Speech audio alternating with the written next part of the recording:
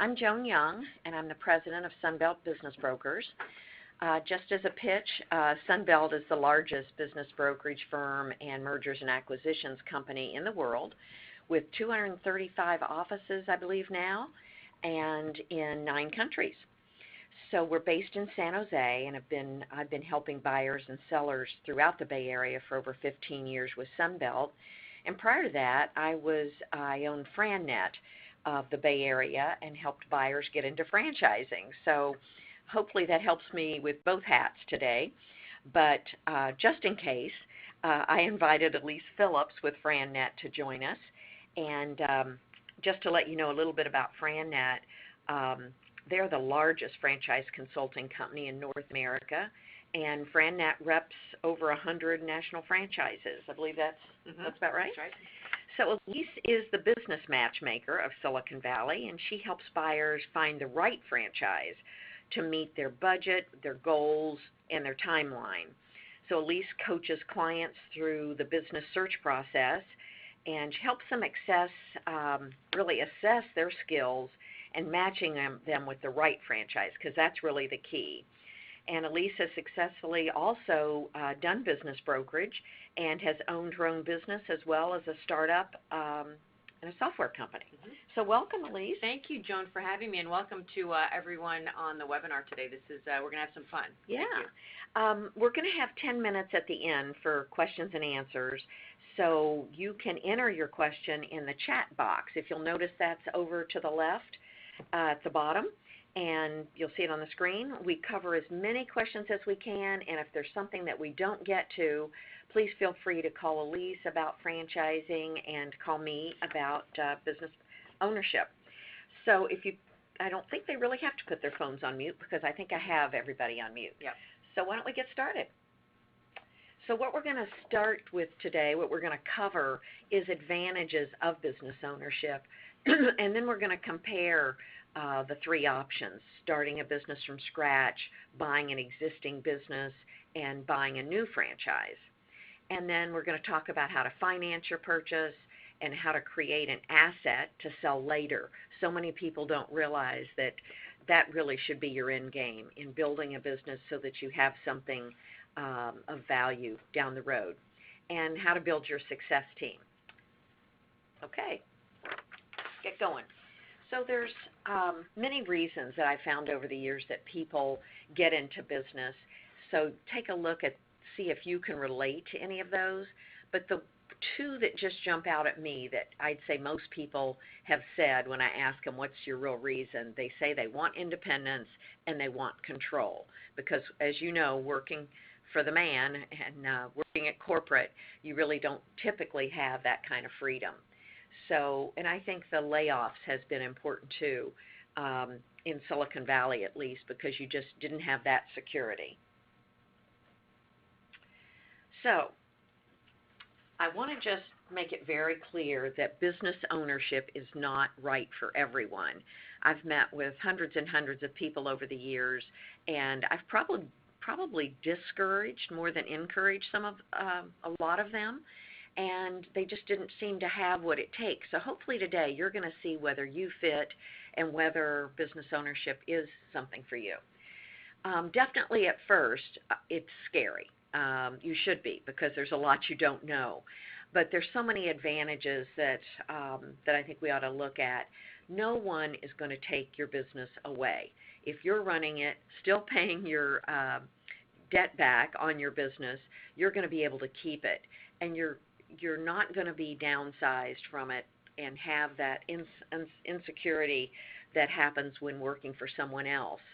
It happened to me years and years ago. I was with Memorex Corporation, and I had been named Manager of the Year in February, and in June the job was eliminated, because some of you old-timers on the line might know that Burroughs bought Memorex out. And that was that. But it was the best thing that happened, because that's when I did co-found a franchise company. One thing that I love about business ownership, you really can call the shots. You can keep it as small, you can have home-based, or you can build multiple locations and even be a regional franchisor. So you're in charge of that. and then you can grow the business. I think this is one of the beauties of business ownership. You can grow it, then ease off, meaning hire somebody to replace you, so that now you're semi-absentee owner, so you have the flexibility down the road. So in business ownership, you don't have to retire. You can really kind of set your business up the way you want it and maybe work 10 hours a week. I'm just putting a new listing on in the next few days of a retail business that she works maybe 10 hours a week and has it running very well. So you have that flexibility. And the good news also is that the longer you own your own business, the safer it becomes. You've worked out all the bugs, you've worked out the systems, you have good employees, and that's what makes it more valuable down the road.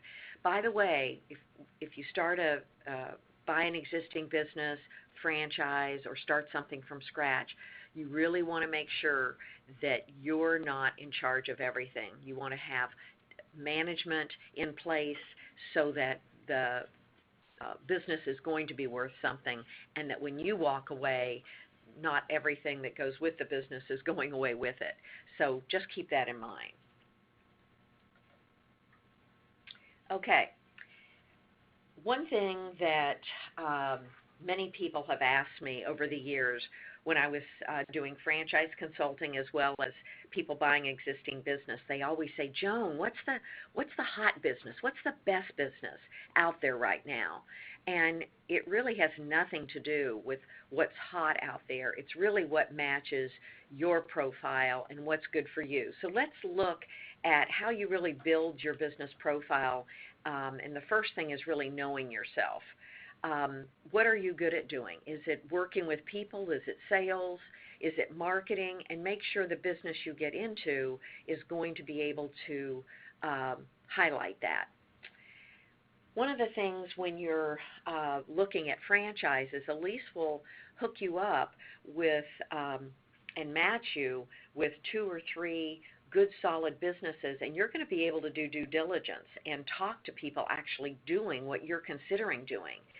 Now you need to look at yourself and see, are you like those that are successful, or do you relate more to the ones that are kind of struggling?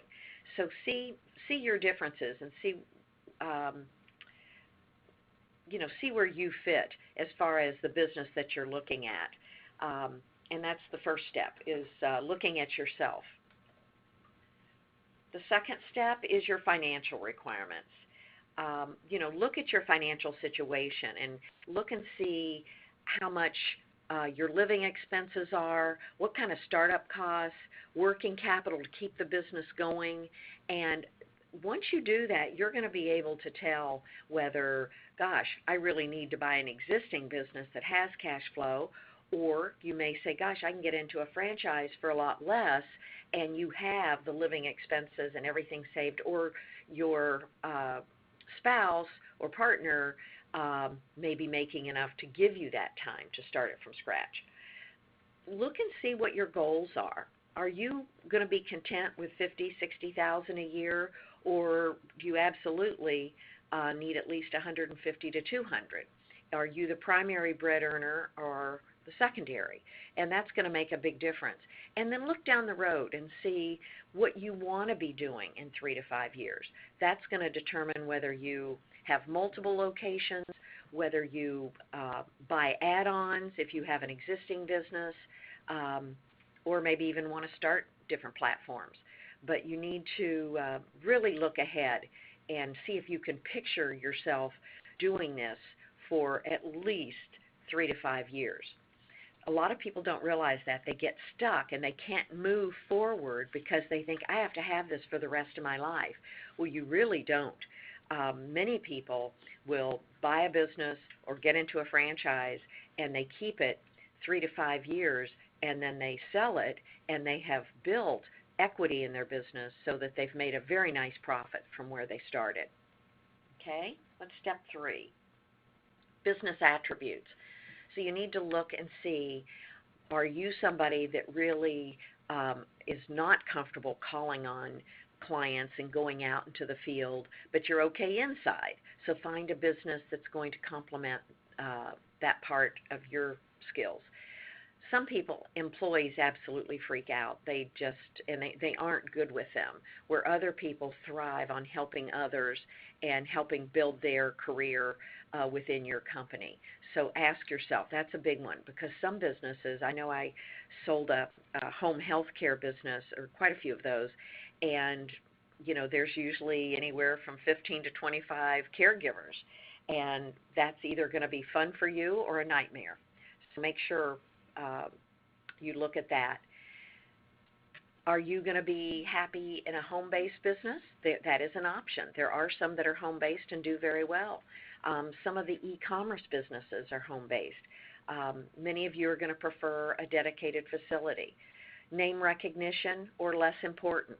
There's some franchises that Elise is going to talk to you about that you're going to recognize the name, and many others where you have even more opportunity because there's more space available, right? Right. Where some of the well-known ones, you might have to go down to Gilroy, and you live in San Mateo, so you have to look at that. And then look and see how quickly you need to get into business. If you buy an existing business and you happen to like one that's on the market now, that's great. It typically takes anywhere from 60 to 90 days to get the deal done if you get started. With a franchise, if it isn't site sensitive, you can get into it immediately. So let's look at is there a step 4? Okay. What about industries? Do you want to get into something that you've done before, or are you ready to change? Business to business and personal services are very hot. Many people like those, and some of them, very few employees, 2 or 3. Others of you have been in manufacturing, maybe wholesale distribution. Those are going to be more buying existing businesses or starting it on your own. Retail, there's always a lot of choices with that, and all of your choices, automotive and food. Okay. Now let's look at your options. So you do have choices. You can either start something from scratch, buy a franchise, or get into an existing business.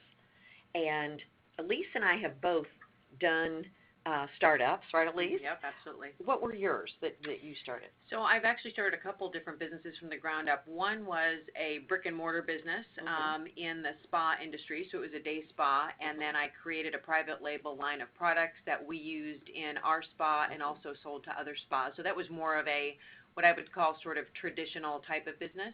And then I have also started software startups in addition to working for other venture-backed startups, have started a couple tech products on my own. So you're working with somebody with a lot of experience in startup as well as, and Elise, we worked together at Sunbelt. She was a business broker as well and helped people get into that, so she's well versed in that. And then buying a franchise. I'd say, I don't know whether you agree with this, Elise, but I would say if you're thinking of starting a business from scratch, you really have to be a true entrepreneur. You have to be ready for whatever comes your way. There's lots of, and we're going to go over the pros and cons. The kinds of people that buy a franchise typically have been corporate people, which I was and you were. Yep. And then buying an existing business, those are probably people that want to have a little more control over what they're doing and want to be able to bring in their grandmother's cookie recipe if they have something where a franchise, you'd have to get that approved by the big guys. Right. But let's look at these individually. Okay, startup. Total control. You get to call the shots. Do whatever you want to with the business, bring in whomever you want. You get to make all the decisions. It's really your baby, right? I mean, you get to, and of course it comes with some negatives too, but you get to keep all the profits. There is no royalty going out to anybody. It does have the biggest upside if you're able to get the funding that you need, and you really get to follow your passion. where a lot of people have called me and said, gosh, there's just nothing out there right now. I see gas stations, convenience stores, liquor stores, and that's not what my industry is. So you really have to look, take some time to really dig into it. And that's why I think if you have the next, the idea for the next Facebook, you need to go start that from scratch, right? You're not going to be able to buy an existing business like that or get into a franchise. So, I think startup businesses are great if you have that very unique idea that really you can't get into that business by any other way than sort of you building it from the ground up. Right. Good point. And then there's disadvantages to starting a business from scratch. You have to create all the systems. You typically don't just buy software off the shelf. It has to be customized to you. And typically you can't go to your competition and say, tell me how you did this. So you really have to rely a lot on yourself and, of course, your network and people that have done it also. Limited financing options. It's harder to raise funds. Elise, you've done it, so maybe you can discuss that. Right. So, if you start up a business on your own from scratch, you're really not able to borrow money from a bank. You're not able to get, for example, an SBA, a Small Business Administration loan, which is we'll talk about later in the context of if you buy an existing business, it certainly may, be fundable with an SBA loan. Or a franchise, again, financeable with an SBA loan. But if you're starting up your own business, you really need to finance it either with your own savings, friends and family money, or if you are in the tech space, with an angel or venture funding. Okay. It does take time before startups make money. Many times it's 2-3 years. Have you found that too? Or never. I mean, or never. Right? Oh, so failure rate. So yeah, I was going to say, so the bottom two bullets here are, the highest failure rate, and when we hear about that, whatever that statistic is, 8 out of 10 small businesses fail in the first 2 years. That's really those startup businesses, right? Because you are starting something brand new that's not proven, and so it may be years before you make money, or you may not make money. And the kind of the last bullet here points to that. There may not be a need for your product, right? And I think we see it a lot in the Valley, and maybe many of you on the line have also worked for startups that, ended up really not, they created a great product, but really found that there was not necessarily a need for that product. So you really need to validate that there is a market for that product. Yep. So that's startups. Let's look at buying an existing business, which is near and dear to my heart. I'd say probably one of the advantages that draws the majority of people in is it has cash flow.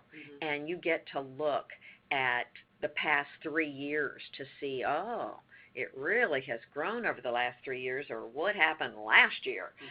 So you really get to look at it. When you're getting financing, the SBA is very, by the way, they're aggressive again. For years they were very quiet, but now they're looking at working with buyers to help them get a loan.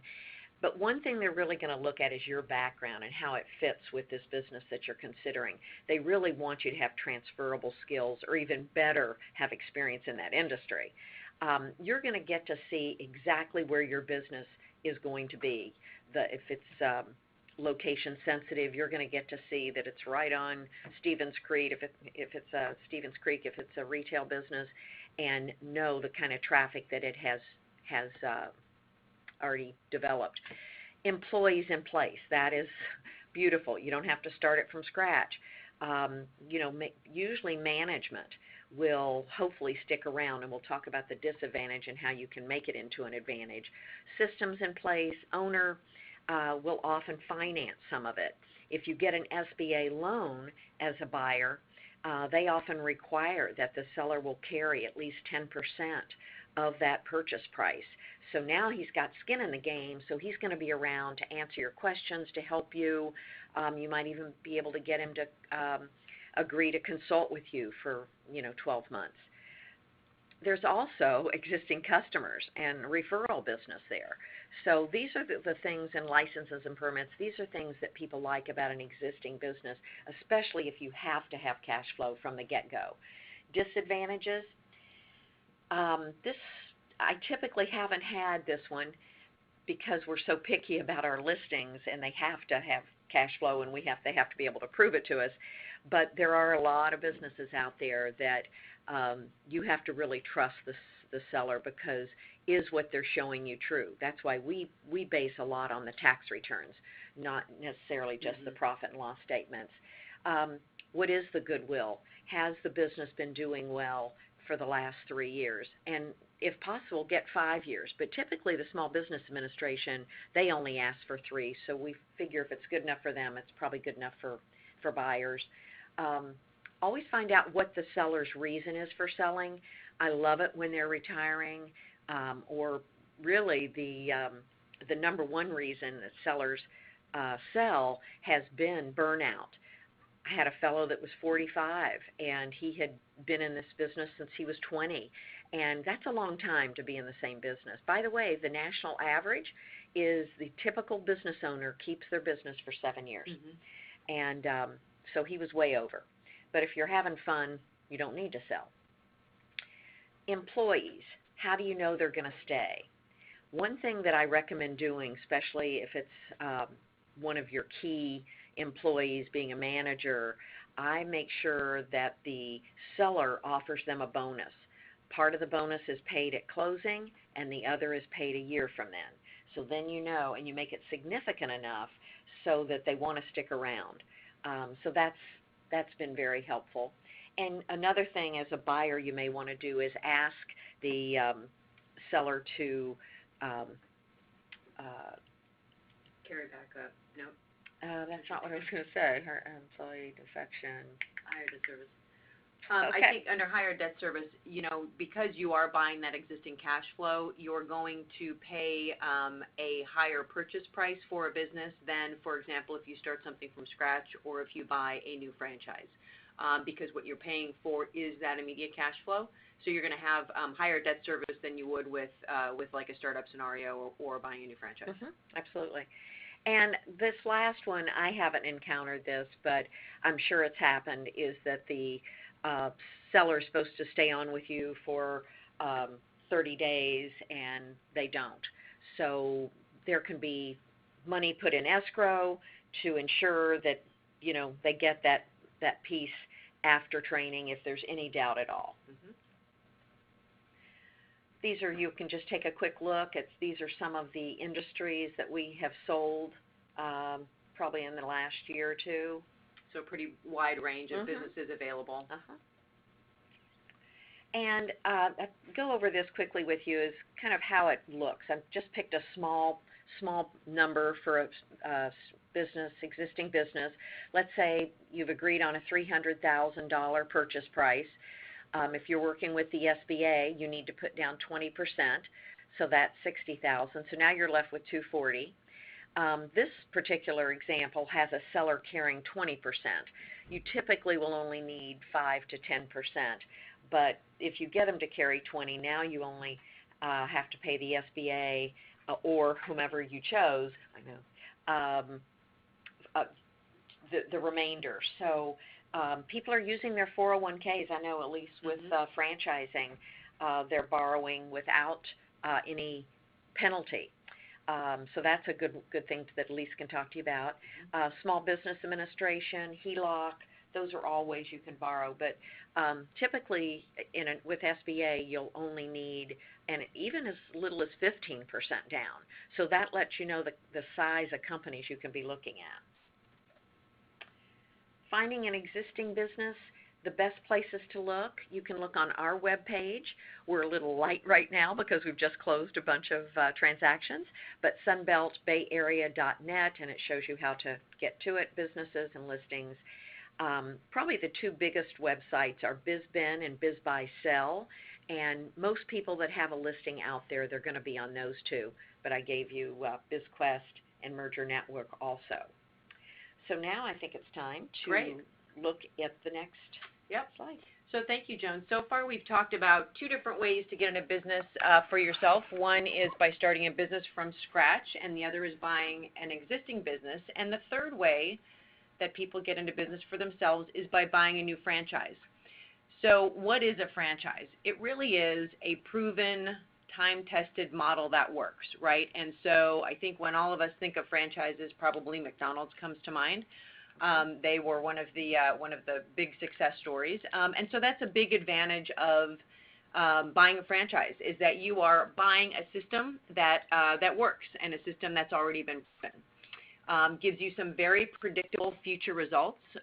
You are able to model what is the financial first year, second year, third year is going to look like, because you have the opportunity to talk to all sorts of existing franchise owners in that franchise. And part of the process of looking at a franchise is doing just that. You are able to contact all of the existing franchise owners as well as the past franchise owners of any franchise. Those are disclosed in what's called a franchise disclosure document. And if you look at a franchise, you are able to call all of those other owners and say, tell me about what your normal day looks like. Tell me about how much it really cost you to open your doors. When did you start making money? How much are you making now? So because you've got that model, because you've got those predictable future results, franchise purchases are very attractive to lenders. Joan mentioned the SBA earlier. At FranNet, we work with over 100 different franchise concepts, and almost all of them are already pre-approved for SBA loans. That's a real plus. So if you bring in 20 or 30% of your initial startup costs with your own cash, the SBA will finance the rest of it. That's right. With franchising, you need around 30, right? 20 to 30%, okay. Yep, depending. And the other advantage is that you have that very transparent due diligence process, because you can talk to all different kinds of franchise owners. And really what you want to do is you want to begin to hear patterns, right? If you talk to, say, 10 different franchise owners in a specific franchise, and you keep hearing, man, I would never do this one again, run, right? Do not walk, because there are plenty of other franchises or existing businesses that are successful. So just like people, there are good people and bad people, well, there are good franchises and bad franchises. So you really do want to do your research and your due diligence so that you understand what you're buying into. And then another advantage is oftentimes franchises have recognized brand names like McDonald's. But as Joan mentioned also, there are many franchises out there that are not household names because they're not brick and mortar. They're service businesses, or they are consulting businesses or manufacturing businesses that you may not drive by 100 signs a week for them, but they're excellent businesses, and they all have turnkey operating systems from day one that you can walk in the door and bring your investment and bring your talent and get things going right away. Some of the disadvantages of buying a new franchise is there are a lot of them. There are a seemingly endless number of concepts to choose from, and if you have gone on any of the franchising websites, you may have found that.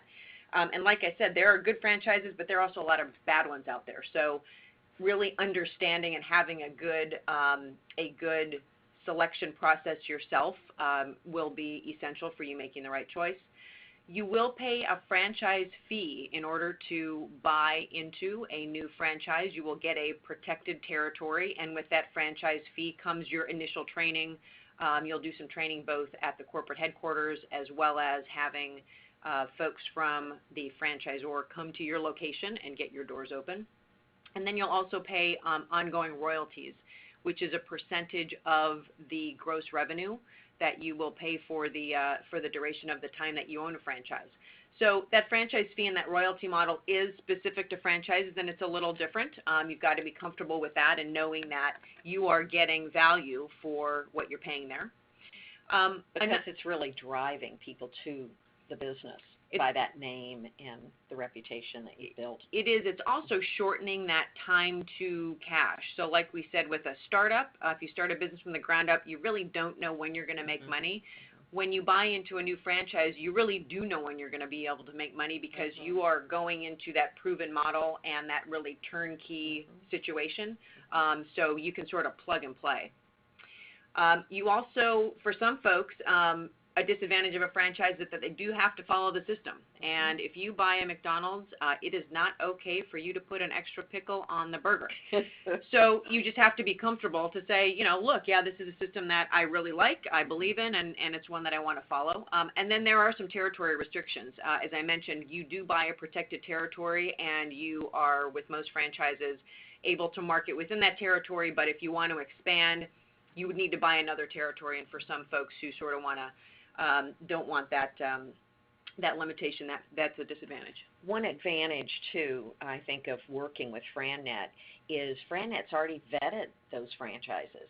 They've already checked them out, and they had to go through grueling requirements to be able to meet the FranNet criteria. We did. So the 100 or so franchises that we work with meet two criteria. One is that they have a very high success rate, which sounds really obvious, but as I said, if you've been out on the web, you may find franchises that do not have great success rates.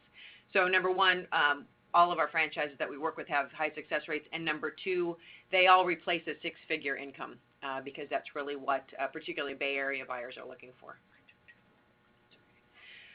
So aren't franchises just burgers and fries, right? I get that question all the time. Well, certainly there are some great burger and fry franchises out there, but fact of the matter is there are over 3,000 franchises that operate in the U.S. in more than 90 industries with about 1 million operating units. And only about 20% of the franchises that I work with are retail and food. The rest of them are in the categories that you see here on the right. So they're in manufacturing or education. They're in maintenance, healthcare, pet care, senior services, home repair, IT services.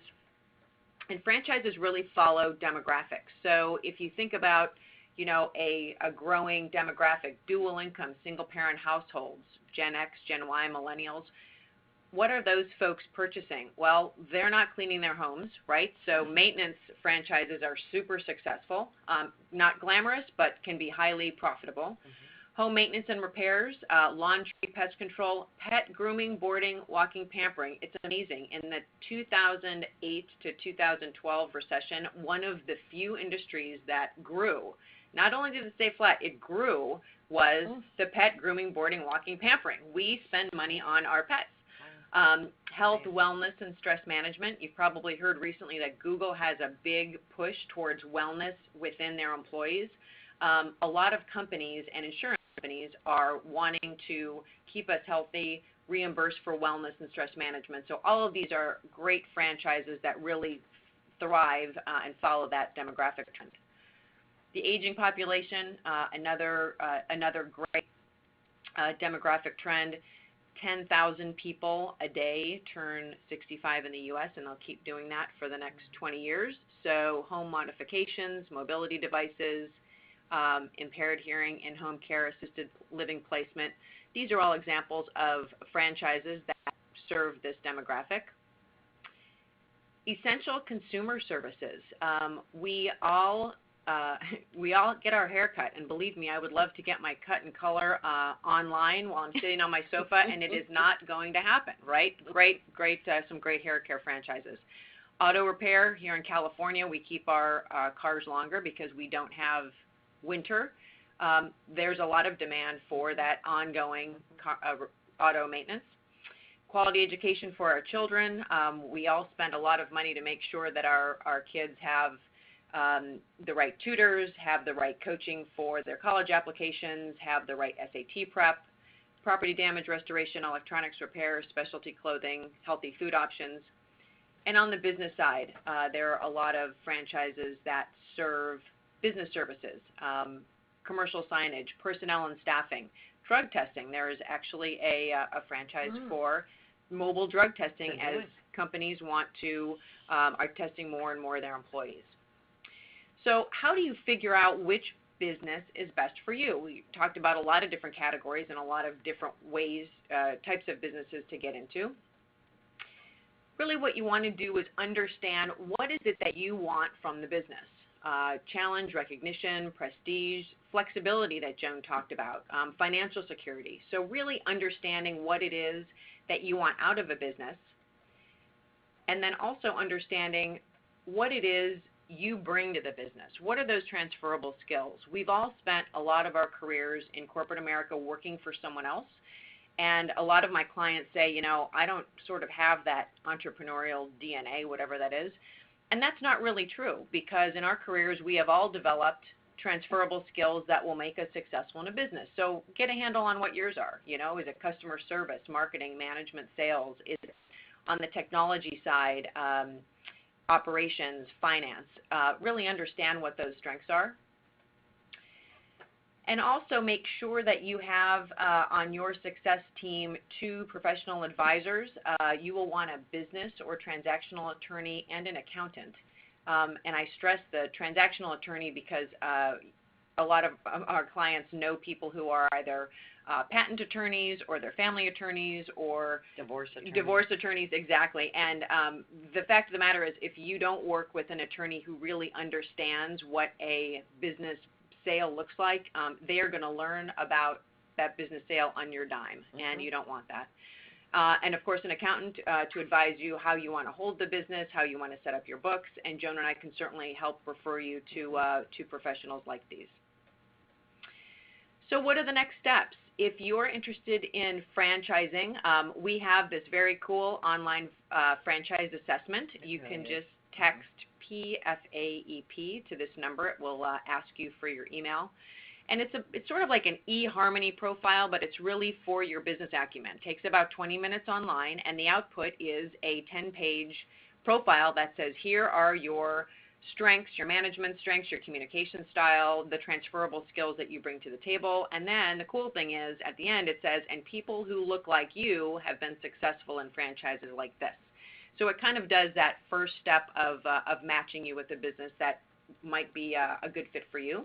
And what I remember is when I was doing FranNet is people are so amazed how what you right on it is. Yeah, well, and there's also a surprise or two, right? And when you read about yourself, you're like, oh, really? So, yeah, it's a fun little sort of glimpse into your business brain. And then if you prefer buying an existing business, look at our webpage, and then if one of the listings is interesting, call the broker's name that's on that. You can also look at CAB website, that's California Association of Business Brokers, and I think we talked about those other web pages. Sunbelt does not do buyer searches. So if you find something and you would like to be represented by us, we'd be more than glad to do that, but we don't do a search. We've found that just as a bit time consuming. So now it's your turn. We've got some questions here. If you haven't done it yet and you're thinking of something that you'd like answered, please put those down in the corner. One of the questions that we have, when the seller carries 20%, same interest rate applies to that portion? No, the SBA has a set interest rate, and it's really between you and the seller.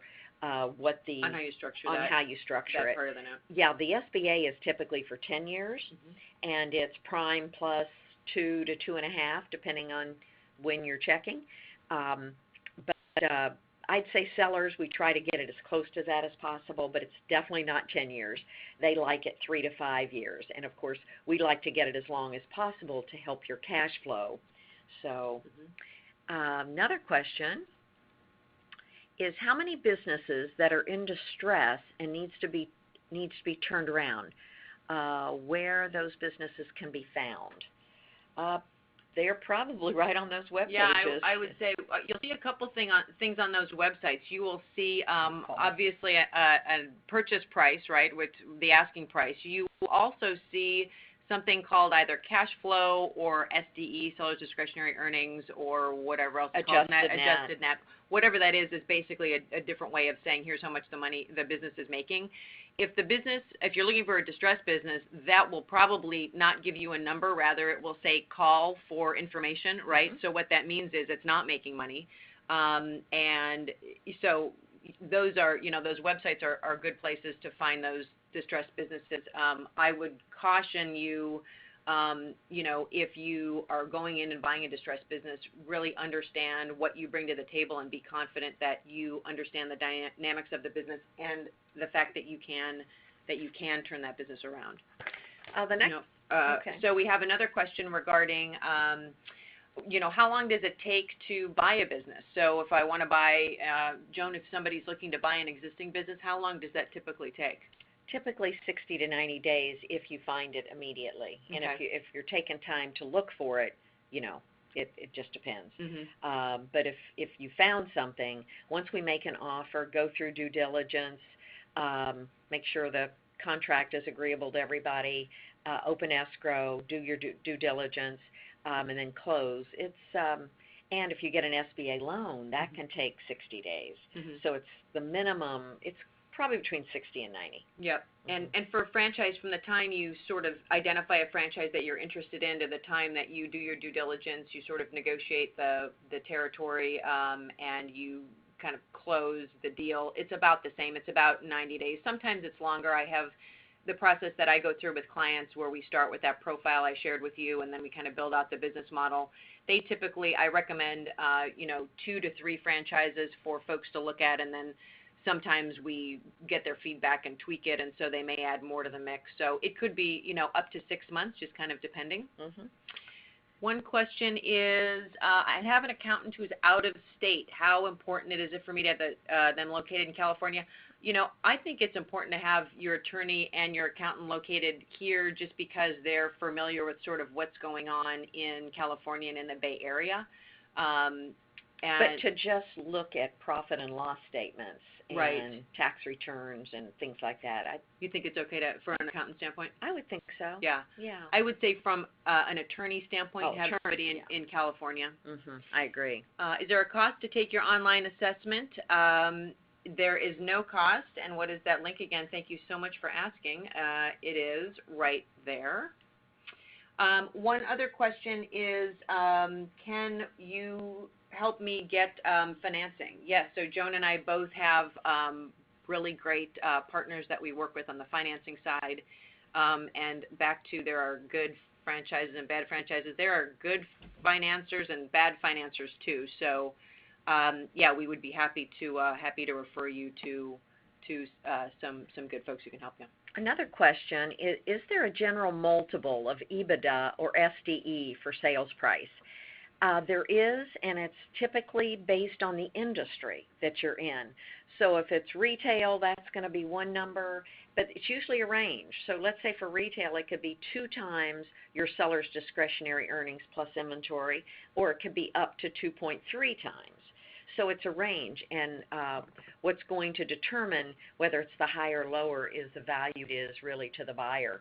And they're going to look at how long the seller's been in business, what the management team's like, what the numbers are like. Typically, the higher the seller's discretionary earnings or EBITDA, you get a higher multiple. If it's manufacturing, it could be 4 to 5 times EBITDA. So it really depends by on industry. Yeah, by industry. Exactly. Great. Well, thank you all. I think our time is up here. Yeah, it is. Appreciate your involvement and your questions. And here's I think we've got our emails here. Please feel free to reach out to Joan or to me. And thanks so much. We look forward to working with you again soon. And if we didn't get your question answered, feel free to call either one of us and we'll answer that for you. Thank you so much. Bye-bye.